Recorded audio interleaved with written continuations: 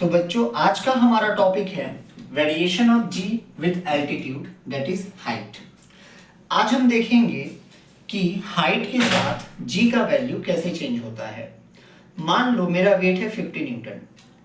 अगर मैं दार्जिलिंग हिल पे चला जाऊं, ठीक है, जो सरफेस से ऊंचाई पर है, तो क्या मेरा वेट वहां भी 50 न्यूटन रहेगा? तो आंसर है नहीं।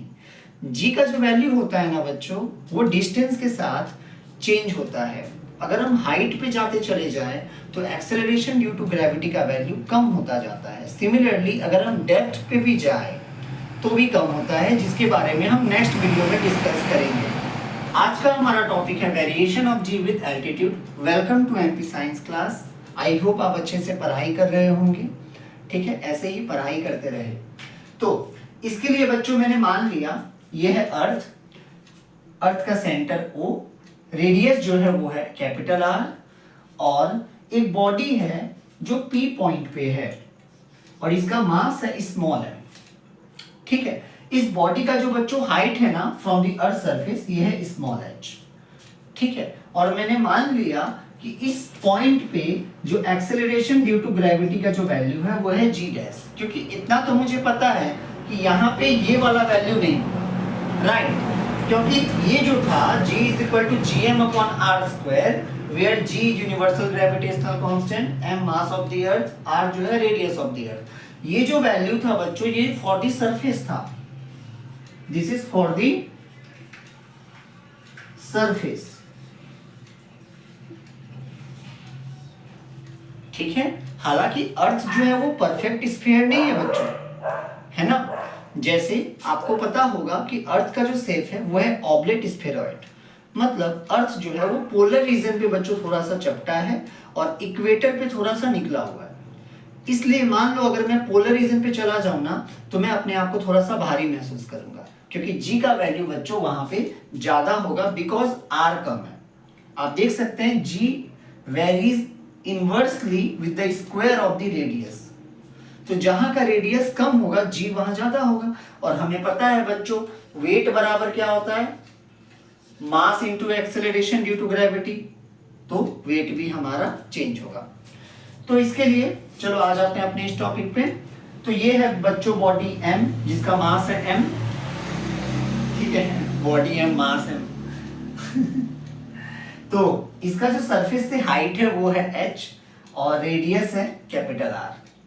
तो इस केस में यहाँ पे जो जी डैश का वैल्यू होगा, अगर हम इस इक्वेशन को यूज करें तो बच्चों जी डैश बराबर क्या हो जाएगा, G M upon R plus H का होल स्क्वायर, राइट, यही होगा ना, ठीक है।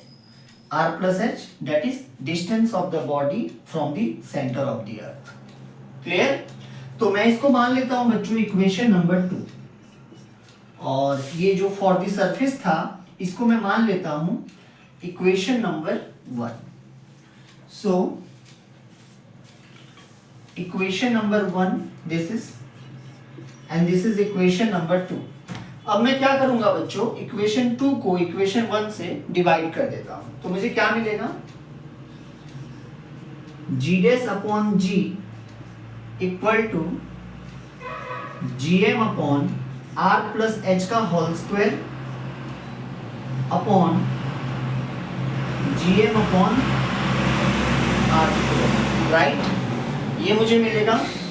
अब जीएम से जीएम कैंसिल हो गया और ये कुछ आ जाएगा R square upon R plus H का होल स्क्वायर, तो ये हो जाएगा बच्चों जी डैश अपॉन जी। अब मैं क्या करूंगा, यहां से ना आर स्क्वायर कॉमन ले लेता हूं, तो ये हो जाएगा R square upon R square 1 plus H by R का होल स्क्वायर, राइट। क्योंकि देखो ये स्क्वायर था, मैंने आर कॉमन लिया तो बाहर आएगा तो वो भी स्क्वायर हो जाएगा ना। अब ये दोनों कट जाएगा बच्चों और ये मुझे कुछ मिलेगा, इसको ऊपर कर देते हैं, तो this will be 1 plus H by R whole to the power -2, clear. So अब हम यहां लिखते हैं, तो बच्चों जी डैश बराबर क्या हो जाएगा, जी डैश बराबर हो जाएगा g into 1 plus H by R whole to the power -2। ठीक है, g dash equal to g into 1 plus H by R whole to the power -2। याद रखना बच्चों, ये रिलेशन है हाइट के साथ कैसे ग्रेविटी का value, acceleration due to gravity का वैल्यू चेंज होता है। ठीक है, अगर मान लो ये हाइट कंपेरेबल है with radius of the earth, कहने का मतलब है बच्चों कि मान लो मैं माउंट एवरेस्ट के पिक पे चला गया, तो उस केस में हम ये फॉर्मूला यूज करेंगे, याद रखना। क्योंकि आप जो किताबों में पढ़ते हो g dash is equal to g into 1 minus 2h upon R, बच्चों उसमें एक कंडीशन है, h जो है वो वेरी स्मॉल है in comparison to radius of the earth. लेकिन मान लो अगर h कंपेरेबल है, जैसे अर्थ का रेडियस है 6400 किलोमीटर और आप चले गए 1000 किलोमीटर ऊपर, तो उस टाइम हम h को नेगलेक्ट नहीं कर पाएंगे, हम ये फॉर्मूला यूज करेंगे।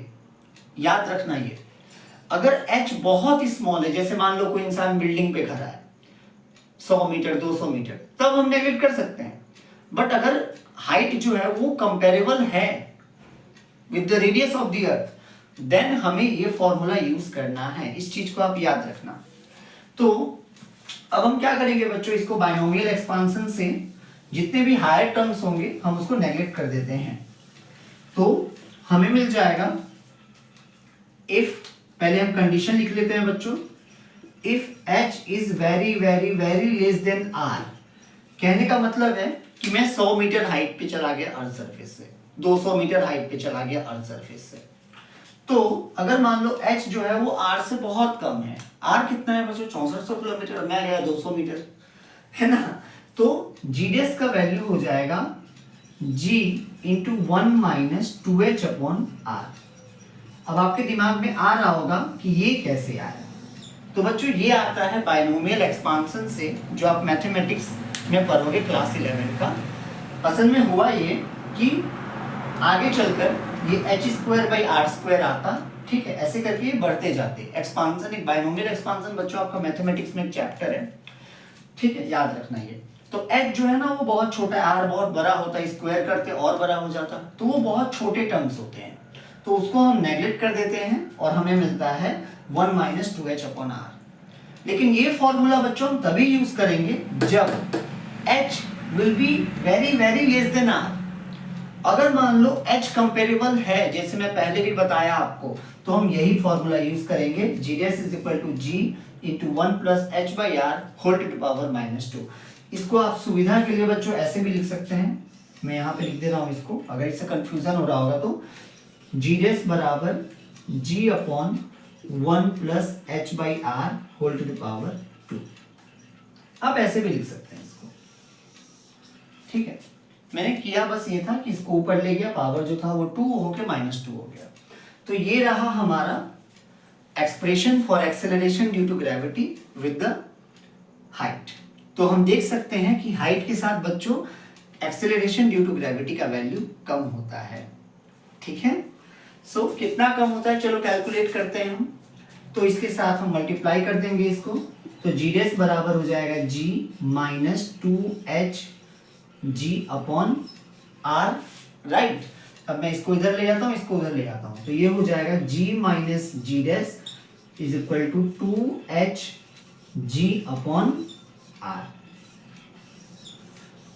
तो ये है हमारा decrease in acceleration due to gravity with height h, ठीक है। तो आई होप आपको समझ में आया होगा, ठीक है, ये वीडियो। तो मैं अगेन बता दूं बच्चों, रिपीट कर दूं, आज हमने जो पढ़ाई किया वो ये किया कि जैसे अगर मान लो मैं अर्थ सरफेस से ऊंचाई पे जाता हूं तो क्या मेरा वेट चेंज होगा, ऑब्वियसली चेंज होगा, क्योंकि acceleration due to gravity height के साथ चेंज होता है, इन द सेंस घटता है, ठीक है। So thanks for watching.